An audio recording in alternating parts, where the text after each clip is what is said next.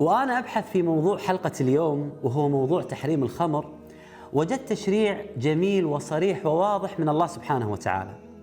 وأيضا وأنا أبحث وجدت معلومة الكثير منكم راح يستغرب منها، أن اليوم دولة أوروبية تتمنى أن تمنع الخمر في بلادها بسبب ضرر هذا الخمر على الناس. ومعلومة أخطر للشباب، أن نسبة 25% من الوفيات في العالم في سن الشباب سببها الكحول. وأكثر ما شدني في هذا الموضوع هو حرص الله سبحانه وتعالى على مصلحة عباده. ذكر وموعظة ونور، فيه شفاء للصدور، وشفيعنا يوم النشور. آياته تروي المدى، وصفاته نبع الهدى، نلقى الجنان بحبه، لن تستقيم حياتنا إلا به. اليوم حاولت تكون زياراتي في الغالب خارج البلاد العربية الإسلامية حتى أعرف هل ينكرون آثار الخمر الصحية أم لا. We say alcohol is it impairs people, especially when people drink in excess. They're not really in control of what they're doing. 18 سنة وأنت مدمن للخمر، كل هذه السنوات التي عشتها كيف كان أثر الكحول في حياتك؟ When I was a teenager, we used to go out with friends. We used to meet at the weekends and go to pubs, drink a lot. As I drink, I was doing stuff that I wouldn't do normally. Tend to become more aggressive in time. الخمر في المصطلح الفقهي هو كل مسكر مهما كان نوعه ومصدره، أي شيء يذهب عقلك ويفقدك عقلك هو خمر. لذلك يقول النبي صلى الله عليه وآله وسلم: كل مسكر خمر وكل خمر حرام. ويقول عز وجل: يا أيها الذين آمنوا إنما الخمر والميسر والأنصاب والأزلام رجس من عمل الشيطان فاجتنبوه. وهذا تحريم صريح من الله سبحانه وتعالى. أي شيء يحرم الله سبحانه وتعالى يجب علينا أن نبتعد عنه من غير أن نسأل عن السبب. لكن الخمر سبحان الله لا يختلف على ضرره ولا تحريمه عاقل. دكتور، لما يشرب الإنسان الخمر يغيب عنا عقله، يصبح لا يعلم شيء من حوله. ماذا يحدث من الناحية الطبية؟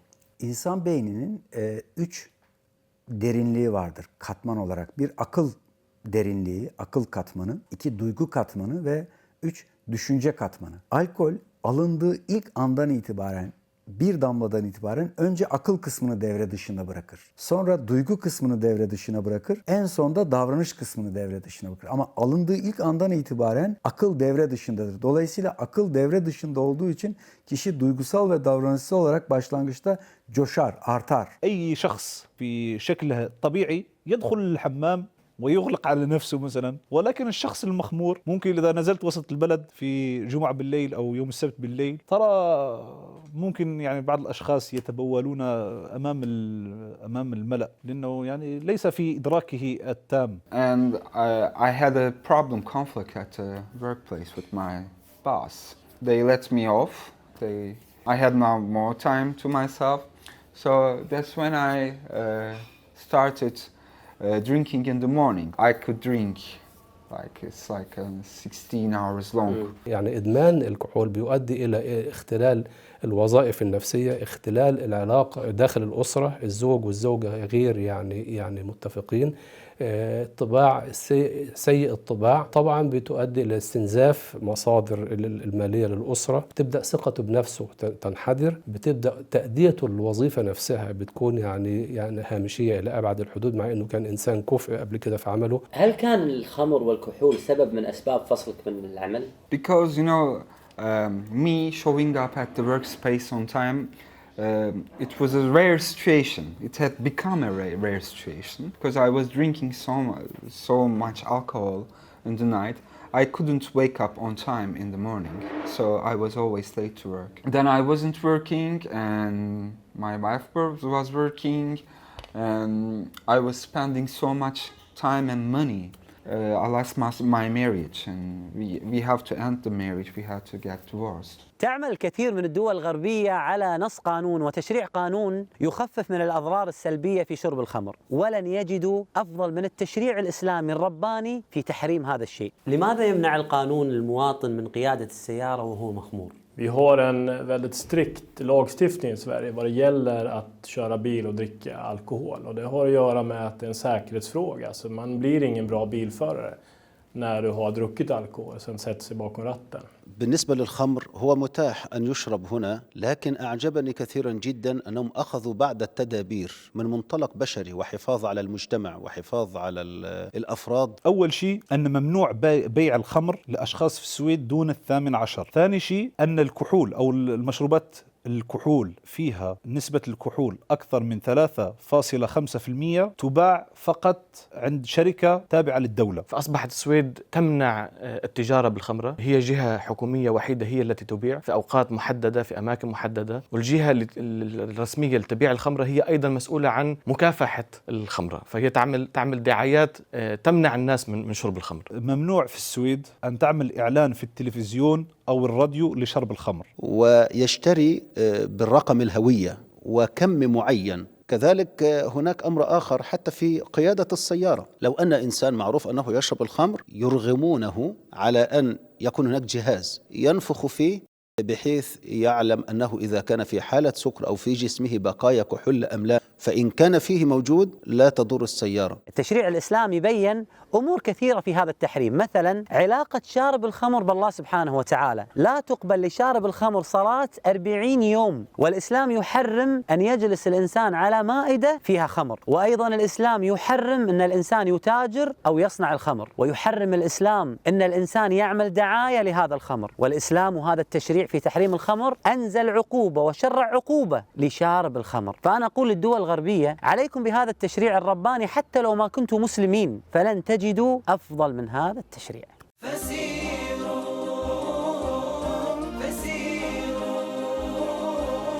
تنالوا منه إيمانا. لاحظوا معي في السويد ما يبيعون الخمر لشخص عمره أقل من 18 سنة، ولا يشرب الشخص الخمر في أوقات الدوام الرسمي، ولا يستطيع أن يشتري الخمر إلا بهوية رسمية وبكمية محدودة. وأمنيتهم أن يمنعون الخمر أصلا في بلادهم، لعلمهم وليقينهم أن هذا الخمر خطر على صحة الإنسان وعلى إنتاجه بنفس الوقت. من حرص السويد على علاج مدمني الكحول خصصت هذا المستشفى الكبير لعلاجهم، وهذه المستشفى الكبيرة تعتبر من أكبر المستشفيات لعلاج مدمني الكحول في الدول الإسكندنافية. أستاذ محمود، ما هي طبيعة عملك في هذا المكان؟ We have different medical help for different diagnoses. Like if you drink alcohol, we treat you for alcohol diseases. If you have alcohol detox, you probably can make it here. And here, if you have any, somebody's heroin, and we have some different detox in here too, we can make it. أستاذ محمود، لماذا منعتنا من التصوير داخل مع المدمنين ورؤيتهم؟ Because it is this is big problem. People, if you have addiction, is a big stagnation. Maybe people feel and with shame in it, and people they feel they're ashamed and they don't want to come out with it. أكيد واجهتك مشاكل كثيرة لقيادة المواطنين للسيارة وهم مخمورين. ماذا يسبب ذلك؟ Allt som oftast, risken är att man kör av bilen själv och kraschar någonstans. Men den stora risken är att man skadar tredje person, att du kör på andra människor, och det är det som vi vill förhindra. Jag minns ett exempel när det är en lastbilschaufför som har druckit alkohol och sätter sig bakom ratten i en stor lastbil, som inte hinner stanna vid ett övergångsställe och kör rakt på en gående som omedelbart avlider och dör. I can think of one instance where probably 2 or 3 years ago, a gentleman was drinking in a pub in Stone, which is the next town up from here from Stafford. And his route home was along a canal, and he didn't arrive home. And for 2 or 3 days, he was treated as a missing person. 2 days later, his body was found in the canal. And that was through excessive alcohol. And I think he may have been relieving himself into the water and fell in, couldn't get back out and drowned. ما هي المشاكل التي ممكن تحدث من المخمور غير قيادة السيارة وهو مخمور؟ Vi har ju rätt stora problem med bråk och misshandel, framförallt på helgerna i en sån här stad som Eskilstuna. Och det är ju i vart fall, eller i varje fall, så är det alkohol inblandat. Alltså man dricker för mycket, man tappar spärrarna och då tar man till knytnävarna istället, så börjar man slåss med varandra. Så det är ett stort problem.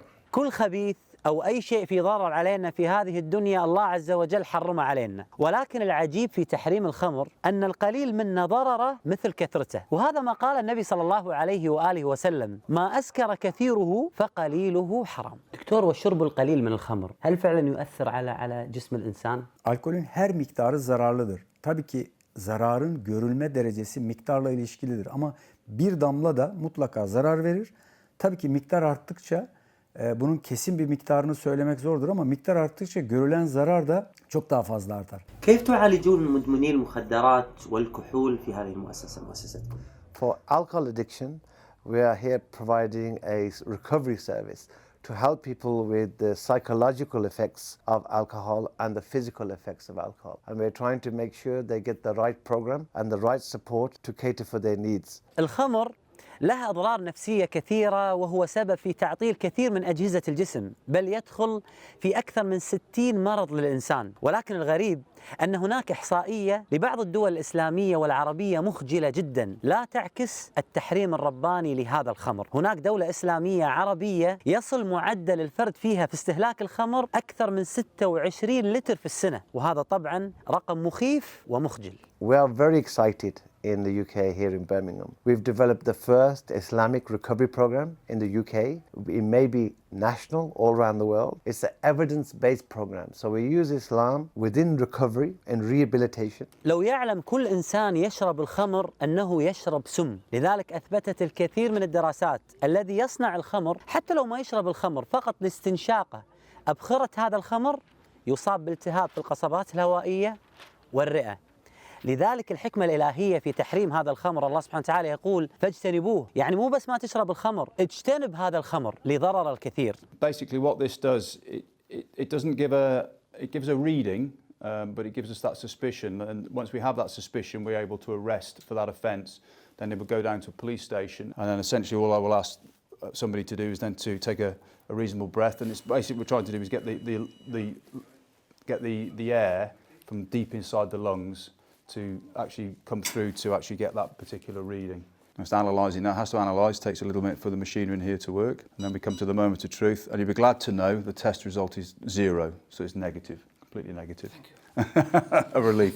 You may go on your way, sir. تخيل معاي أن 3.3 مليون إنسان في العالم يموت سبب الوفاة شرب الخمر، يقتل من غير أن يشعر، حوادث سيارات، تليف في الكبد. لذلك يجب علينا أن نعلم أن رحمة الله سبحانه وتعالى فينا أن أنزل علينا هذا التشريع في تحريم الخمر. لولا جلالك يا الله بعثرني في لجة العمر ليل نبضه راهق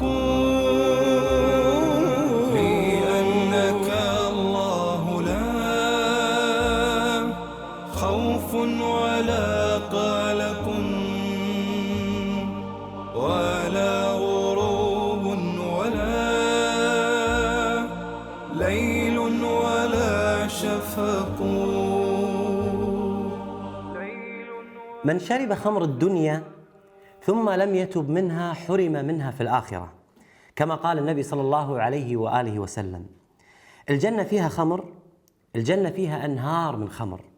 يقول الله سبحانه وتعالى: مثل الجنة التي وعد المتقون فيها أنهار من ماء غير آسن، وأنهار من لبن لم يتغير طعمه، وأنهار من خمر لذة للشاربين. خمر الآخرة وخمر الجنة ليس كخمر الدنيا. كل شيء سيء في خمر الدنيا غير موجود في خمر الجنة، فهو لذة للشاربين، لا صداع ولا ألم في البطن ولا ذهاب للعقل. يطاف عليهم بكأس من معين بيضاء لذة للشاربين لا فيها غول ولا هم عنها ينزفون. الله يرزقنا وياكم خمر الجنة. سكت الوجود لأن حرفك قال حقا مبينا صادقا برهانا. أنت الحقيقة لا الظنون تعالى، من بالحقيقة أنزل القرآن. وحويت أسرار الوجود، وبك الجمال لك الخلود. يا محكما وإذا العقول تاهت لحكمته تعود. وحويت أسرار الوجود، وبك الجمال لك الخلود. يا محكما وإذا العقول تاهت لحكمته تعود. أنا ما بيشعر أن هذا البرنامج هو برنامجي، هذا البرنامج هو برنامجكم. كل واحد فيكم ينوي من الآن أنه يكون داعية لله سبحانه وتعالى ولو بآية. ارسل رسالة أو صورة أو فيديو، وأنا بإذن الله راح انشر لكم كل هذه المقاطع اللي تكون مناسبة لعظمة هذا الكون، وأنها تكون تتكلم عن حكمة التشريع الإسلامي. ارسل الآن إلى موقع نون ولا تتردد.